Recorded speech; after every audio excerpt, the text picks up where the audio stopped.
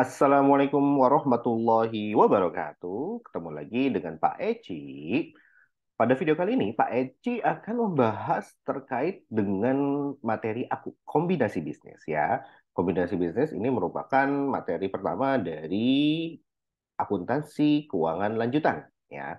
Nah, apa aja yang akan dibahas pada materi kali ini? Yang pertama adalah pengertian tujuan dan motivasi kombinasi bisnis. Yang kedua, dasar, strategi, metode, dan bentuk kombinasi bisnis. Dan yang ketiga, akuntansi untuk kombinasi bisnis. Baik, sebelum kita masuk pada slide selanjutnya, jadi apa sih perbedaan antara akuntansi keuangan lanjutan dan akuntansi yang lainnya gitu ya? Nah, jadi dalam mata kuliah akuntansi di Pekenstan itu pada dasarnya ada tiga tingkatan ya. Pertama, pengantar akuntansi, dan yang kedua, akuntansi keuangan menengah, dan ketiga itu adalah yang terakhir yaitu akuntansi keuangan lanjutan. Di mana pengantar akuntansi itu 2 semester, akuntansi keuangan menengah itu 4 semester, dan akuntansi keuangan lanjutan ini 1 semester, 2 semester ya. Jadi ini merupakan puncak dari mata kuliah akuntansi atau perakuntansian di Politeknik Keuangan Negara STAN. Nah, dan apa perbedaannya? Kalau untuk pengantar akuntansi itu dasar-dasarnya, Bapak Ibu sekalian, dan kalau akuntansi keuangan menengah itu adalah untuk melakukan pembukuan atau melakukan pencatatan, teknik pencatatan untuk setiap akun yang ada dalam laporan keuangan seperti kas, piutang dan sebagainya. Itu gimana sih cara mencatatnya? Nah, itu dipelajari di akuntansi keuangan menengah. Dan akuntansi keuangan menengah hanya berbicara laporan keuangan satu perusahaan. Nah, kalau di akuntansi keuangan lanjutan berbeda karena ini merupakan kelanjutan dari AKM atau akuntansi keuangan menengah, di mana kita akan berbicara lebih kepada bagaimana mencatat ya, bagaimana membukukan dan bagaimana teknik konsolidasi dari penggabungan dua bisnis atau penggabungan dua laporan keuangan A dan B, bagaimana cara mencatatnya gitu ya. Jadi ini merupakan barang baru nih, dan ini merupakan titik kulminasi dari mata kuliah akuntansi di Politeknik Keuangan Negara STAN. Apakah yang paling susah? Mari kita lihat saja. Oke, kita mulai. Pertama, apa sih yang dimaksud dengan kombinasi bisnis ya? Nah, kita harus mengerti dulu yang dimaksud dengan bisnis adalah suatu rangkaian terintegrasi ya dari aktivitas dan aset yang mampu diarahkan dan dikelola dengan tujuan menyediakan barang jasa kepada pelanggan, menghasilkan penghasilan investasi atau menghasilkan penghasilan lain dari aktivitas normal. Jadi bisnis ini merupakan satu perusahaan, gitu ya, satu perusahaan. Nah, dan ini dipelajari di akuntansi keuangan menengah, gitu ya. Nah, sekarang yang kita pelajari di mata kuliah akuntansi keuangan lanjutan itu adalah bentuk penggabungan dari dua bisnis gitu. Nah, dan nanti kita akan lihat juga bagaimana kalau tiga bisnis gitu ya, dan seterusnya. Nah, sehingga yang dimaksud dengan kombinasi bisnis adalah ya pada dasarnya gabungan antara dua bisnis atau dua perusahaan. Ya, kalau secara bahasa pernyataan standar akuntansi keuangan. Nah, jadi ketika kita melakukan pencatatan atau melakukan teknik akuntansi terhadap transaksi ekonomi, itu harus merujuk kepada pernyataan standar akuntansi keuangan. Dan untuk kombinasi bisnis, diatur di PSAK 22. Apa yang dimaksud kombinasi bisnis berdasarkan PSAK 22? Yaitu transaksi atau peristiwa lain di mana pihak mengakuisisi memperoleh, nah ini kata kuncinya, pengendalian atas satu atau lebih bisnis. Ya, seperti yang saya sudah bilang, jadi pengendalian atas satu atau lebih bisnis sehingga pada dasarnya perusahaan yang satu membeli perusahaan yang lain gitu ya. Dan kombinasi bisnis juga mencakup penggabungan sesungguhnya atau true merger atau penggabungan setara mergers equals. Selanjutnya, apa tujuan dan motivasi kombinasi bisnis? Tujuan utamanya tentunya untuk mendapatkan cuan, iya kan? Untuk mendapatkan cuan agar apa? Agar perusahaan tumbuh dan berkembang dalam waktu singkat. Begitu, guys. Nah, Kemudian kalau tujuan lainnya tentunya ya tinggal ngemeng-ngemeng aja lah ya, menghemat biaya, mengurangi resiko, mengurangi penundaan beroperasinya perusahaan, menghindari pengambil alihan oleh perusahaan lainnya, memperoleh aset tak berwujud, atau alasan lainnya seperti prestis. Ya, oke. Nah, contohnya kombinasi bisnis dalam bentuk yang sederhana tentunya ya. Nah, ini contoh sederhananya teman-teman semua. Misalkan gitu ya, ada pedagang sayur dan ikan di pasar memasok bahan masakan ke warteg. Nah, ini kalau di warteg biasanya Pak Eci itu makanan kesukaannya adalah tempe orek dan telur dadar, dikasih kuah dikit dan dikasih sambal dikit. Oke, lanjutkan. Nah, kemudian hubungan antara si pedagang dan si apa namanya pedagang warteg ini berlanjut dan saling menguntungkan, di mana warteg mendapatkan tambahan pelanggan yang tertarik makan karena apa ya? Karena kualitas masakannya enak ya dan kualitas bahan bahan masakannya pun bagus dan segar karena si suppliernya juga bagus gitu ya. Nah, kemudian hubungan antara warteg dan suppliernya yaitu pedagang sayur dan ikan berlanjut ya karena mereka saling membutuhkan. Ibarat saling membutuhkan kan akan sulit melepas satu dan yang lainnya ya cie-cie. Oke, lanjutkan. Nah, untuk menjaga hubungan tersebut, warteg berinisiatif untuk menjaga stabilitas pasokan bahan baku dengan cara apa? Dengan cara menguasai pedagang sayur ya. Kalau wartegnya cowok, pedagang sayurnya cewek, artinya dinikahin. Oke, itu contoh sederhana kombinasi bisnis. Jadi bisnis warteg dengan bisnis jualan sayur, ya warteg mengakuisisi si tukang sayurnya ya agar apa? Agar terus mensuplai bahan makanan ke wartegnya. Sehingga usaha warteg kembali lagi ke tujuan utamanya, mendapatkan cuan dan terus bertumbuh ya. Oke, kalau contoh yang seriusnya ya contohnya mungkin ada banyak ya di industri obat, industri telkom, kimia. Nah, yang paling menarik adalah di industri perbankan teman-teman semua ya. Contohnya dulu itu adalah yang waktu zaman Pak Eci masih muda nih ya.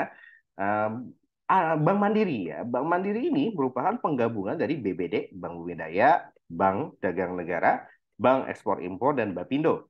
Nah, ini melakukan kombinasi bisnis ya sehingga menjadi bank mandiri seperti sekarang. Nah, kalau yang terkini contohnya adalah Goto ya. Ya, pertama Gojek dan Tokopedia di tahun 2021 dia melakukan penggabungan usaha seperti itu ya. Sehingga menjadi suatu perusahaan baru. Nah, itu adalah tujuan dan contoh kombinasi bisnis. Sekarang, apa dasar strategi, metode, dan bentuk kombinasi bisnis? Oke, sekarang pertama, dasar penggabungan bisnis atau kombinasi bisnis di Indonesia itu merujuk pada PP 27 tahun 98 ya tentang penggabungan, peleburan, dan pengambilan perseroan terbatas. Kemudian ada Undang-Undang 40 tahun 2007 tentang PT ya dan ini nanti sudah diubah dengan adanya Undang-Undang Cipta Karya, Cipta Kerja.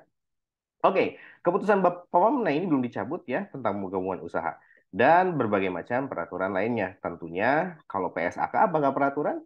PSAK bukan peraturan sehingga tidak memiliki dasar hukum. Oke, nah tapi memang nanti ke depannya PSAK itu akan memiliki acuan hukum yaitu ke undang-undang terkait dengan akuntan publik yang sedang digodok di DPR sekarang ini.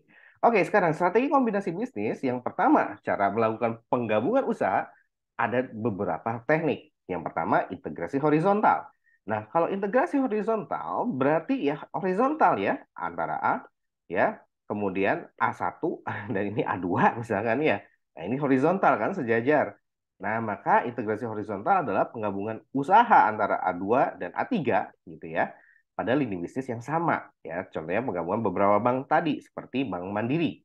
Nah, kemudian yang kedua adalah integrasi vertikal gitu ya. Integrasi vertikal kalau tadi horizontal memiliki lini bisnis yang sama, kalau vertikal berarti memiliki lini bisnis yang berbeda tetapi tetap berada pada supply chain-nya gitu ya. Ya, contohnya adalah kalau di sini perusahaan garment menggabungkan operasinya dengan para pemasok bahan bakunya gitu ya. Jadi seperti pedagang sayur dan si warteg tadi gitu ya. Warteg mengakuisisi si bisnis dari tukang sayur gitu ya. Nah, ini juga sama, Garment mengakuisisi pemasok bahan bakunya. Perusahaan tekstil, mesin jahit, dan kawan-kawan. Nah, itu kalau vertikal. Nah, kalau konglomerasi ini kata kuncinya adalah dia kombinasi bisnis yang tidak berada pada lini bisnis yang sama, gitu ya. Jadi bukan vertikal, bukan horizontal gitu ya, tapi diagonal mungkin ya kalau ini ya. Oke. Nah, pada dasarnya ini mah suka-suka ya dari si perusahaan dan dia tapi tetap ada satu arah tujuannya itu membentuk kesatuan ekonomi yang saling terkait ya. Misalkan perusahaan minyak mengakuisisi bank atau asuransi gitu ya atau otomotif dan sebagainya. Nah, itu kan memang lintas bisnis, tapi masih related gitu ya, masih berkaitan gitu ya. Oke, selanjutnya adalah terkait dengan metode kombinasi bisnis ya. Nah, metode kombinasi bisnis dan bentuk kombinasi bisnis ini bisa saya satukan gitu ya. Nah, pembahasannya, nah yang pertama merger gitu ya. Merger ini contohnya adalah perusahaan A bergabung dengan perusahaan B untuk membentuk ya perusahaan A gitu atau B-nya ini gugur berarti ya dibubarkan dan perusahaan A tetap berdiri sehingga yang B mentransfer aset netonya ke si A gitu ya. Nah, atau kebalikannya gitu ya. Si A-nya gugur berarti si A mentransfer seluruh aset netonya ke B. Nah, itulah merger. Nah, kalau konsolidasi maka A dan B membentuk satu perusahaan baru yang dinamakan C. Nah, kalau akuisisi maka A dan B tetap tuh perusahaannya tetap dipertahankan masing-masingnya. Perusahaan A ada, perusahaan B ada. Di mana ya A ini namanya mengakuisisi B atau A menjadi induk, B menjadi anak, gitu ya. Nah, untuk pertemuan pertama ini memang kita akan fokuskan di akuntansi merger. Oke, nah ini akuntansi kombinasi bisnis ada beberapa bentuk pencatatan ya. Untuk yang pooling interest ini sudah tidak lagi berlaku ya sejak 30 Juni 2002, 30 Juni 2001 ya. Yang akan kita bahas itu tentunya hanya purchase method gitu ya. Jadi sebenarnya ada dua, pooling of interest dan purchase method. Tetapi yang akan kita bahas dalam pertemuan AKL ke depannya selama 13 pertemuan ke depan, termasuk pertemuan ini adalah terkait dengan purchase method atau metode pembelian atau akuisisi. Nah, pada dasarnya dalam metode purchase yaitu menggunakan nilai wajar sebagai dasar pencatatannya. Nilai wajar yang digunakan adalah nilai wajar pada tanggal akuisisi gitu ya. Dan pencatatan aset dan liabilitas dalam nilai wajar ini bisa menimbulkan goodwill. Dan metode purchase ini adalah metode yang saat ini berlaku sebagaimana diatur di PSAK 22. Nah, tahapannya pertama kita harus mengidentifikasi dulu nih siapa pihak pengakuisisi. Nah, siapa sih pihak pengakuisisi? Pihak pengakuisisi itu adalah pihak yang ngeluarin duit gitu ya. Ngeluarin duit atau aset non kas atau nerbitin hutang atau menerbitkan saham gitu ya. Nah, kemudian ditentukan tanggal akuisisinya kapan ya kita mengakuisisi perusahaan tersebut gitu ya. Dan yang ketiga, barulah kita akui dan mengukur aset dan liabilitas yang diambil alih ya dan kepentingan non pengendali pihak yang diakuisisi juga kita hitung berdasarkan nilai wajarnya.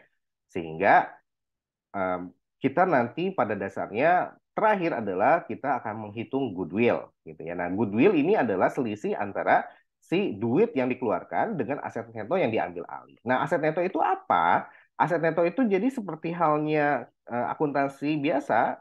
Kembali lagi pada dasarnya ya, akuntansi itu merupakan rumusnya aset sama dengan liability plus equity gitu ya. Nah, pada dasarnya kita akan membeli si equity-nya ini, maka rumusnya menjadi ya aset dikurangi liabilitas. Nah, yang akan diukur pada nilai wajarnya hanyalah aset dan liabilitas. Nah, inilah yang dimaksud dengan ekuitas atau aset neto, gitu ya. Nah, dan goodwill itu adalah selisih antara nilai imbalan atau cash yang ada di A ini dikurangi dengan si aset neto yang telah diukur pada nilai wajarnya, gitu ya. Nah, oke, itulah yang dinamakan goodwill. Jadi, goodwill ini muncul ketika kita melakukan akuisisi satu perusahaan. Dan semuanya diukur pada nilai wajarnya, gitu ya. Dan nilai wajar yang diukur oleh perusahaan pembeli, ya oleh kita adalah kas yang dikeluarkan, nilai wajar aset non-kas, nilai wajar sekuritas utang, atau ekuitas yang diterbitkan. Nah, bagaimana perlakuan terhadap biaya akuisisinya? Nah, jadi perusahaan yang kita beli itu kita labeli dengan nama equity investment. Seperti itu ya. Nah, dan yang kedua, ya kalau kita ada biaya penerbitan dan registrasi sekuritas ekuitas, maka ini akan mengurangi share premium. Ya, dan kalau dia untuk registrasi dan sekuritas hutang, maka ini akan menjadi pengurang si nilai utang itu sendiri.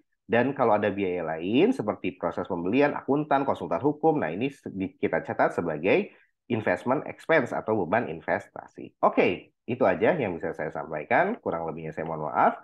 Terima kasih. Assalamualaikum warahmatullahi wabarakatuh.